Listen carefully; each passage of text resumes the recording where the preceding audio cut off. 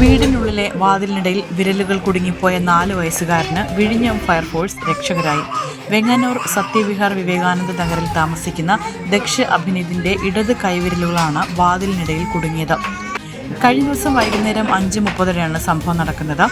കുട്ടിയുടെ വിരലുകൾ പുറത്തെടുക്കാൻ കഴിയാതെ വന്നതോടെ വീട്ടുകാർ ഉടൻ തന്നെ വിഴിഞ്ഞം ഫയർ ആൻഡ് റെസ്ക്യൂ സ്റ്റേഷനിൽ വിവരമറിയിച്ചു.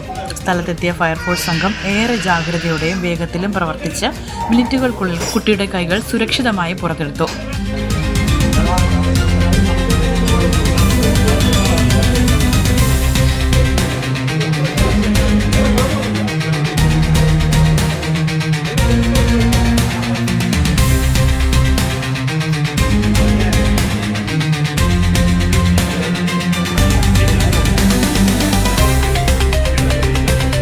ഗ്രേഡ് അസിസ്റ്റന്റ് സ്റ്റേഷൻ ഓഫീസർ ശിവന്റെ നേതൃത്വത്തിലായിരുന്നു രക്ഷാപ്രവർത്തനം.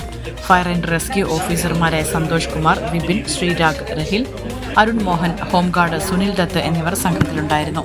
കൃത്യസമയത്ത് ഇടപെട്ട് കുട്ടിയെ അപകടത്തിൽ നിന്ന് രക്ഷിച്ച സേനാംഗങ്ങളെ വീട്ടുകാരും നാട്ടുകാരും അഭിനന്ദിച്ചു. വിസ്മയ ന്യൂസ്, തിരുവനന്തപുരം.